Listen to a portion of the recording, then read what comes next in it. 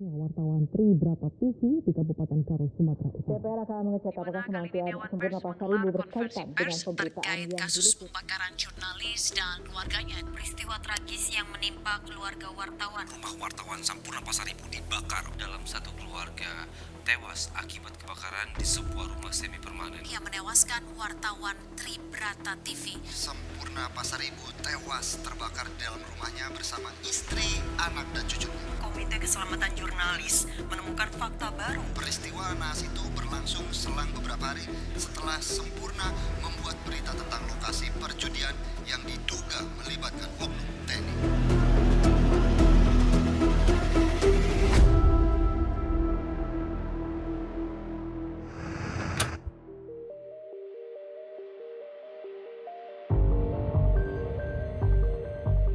Kita semua tahu kerja-kerja jurnalis penuh risiko. Salah satu risiko itu adalah kekerasan. Kekerasan bisa terjadi di mana, kapan, dan oleh siapa saja. Kekerasan yang dialami para jurnalis mulai pemukulan, penculikan, intimidasi, serangan digital, seksual, hingga pemberangusan serikat pekerja dan pemutusan hubungan kerja atau PHK sepihak.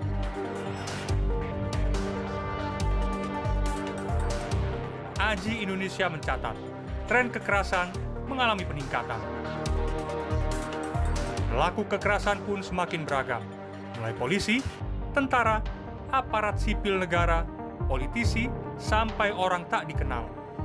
Bukan hanya di lapangan, kekerasan terjadi di mana saja, bahkan kantor, rumah, sampai ruang publik. Tentu kondisi ini tak bisa dibiarkan. Kamu, ya kamu, dan kita semua harus bertindak agar kekerasan tidak terus berulang. AJI Indonesia mengembangkan platform Safety Corner di website advokasi.aji.or.id sebagai ruang fisik dan digital untuk mendukung kerja-kerja advokasi bagi para pekerja media. AJI Indonesia mengembangkan domain ini menjadi semangat sekaligus wajah baru advokasi kasus-kasus kekerasan jurnalis. Platform digital ini memberikan akses informasi bagi kamu terkait modul perlindungan jurnalis berisi pedoman keselamatan, risiko, dan cara menghadapinya, keamanan digital, sampai pengamanan data.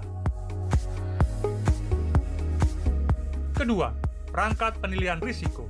Perangkat ini membantu Anda memeriksa persiapan penugasan peliputan dan memitigasinya. Sampai panduan pembuatan SOP penanganan kekerasan seksual dan berbagai macam pedoman lainnya. Kamu juga bisa mengakses data kekerasan, bentuknya, siapa saja pelakunya, dan bagaimana penanganan kasusnya.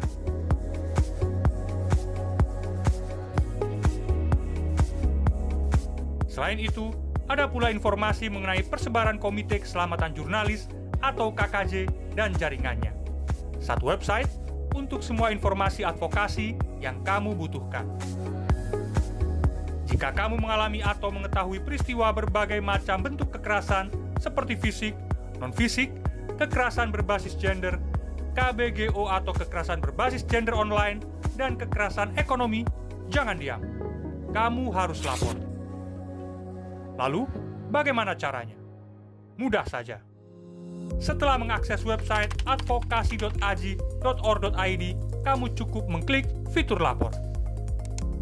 Ada 5 bagian utama formulir yang harus kamu isi. Pertama, kamu diminta menjelaskan kejadian secara detail, mulai dari lokasi, waktu, dan menuliskan kronologi kejadian. Kedua dan ketiga, kamu diminta mengisi data korban atau pelapor. Pada bagian data korban, kamu bisa menggunakan inisial. Kami tentu menjamin kerahasiaan dan keamanan data pelapor. Data ini penting karena untuk kami gunakan dalam proses pendataan dan verifikasi. Tahap keempat, kamu bisa mengisi data pelaku, mulai dari nama hingga institusinya. Namun apabila pelaku belum teridentifikasi, kamu bisa mendeskripsikan ciri-ciri pelaku jika itu memungkinkan. Lalu yang tak kalah penting, jika kamu memiliki bukti-bukti seperti foto, video, atau dokumen, silahkan mengunggahnya. Terakhir, klik tombol submit dan laporanmu masuk ke sistem data kami. Setelah itu, kami akan memproses laporanmu dan segera melakukan verifikasi.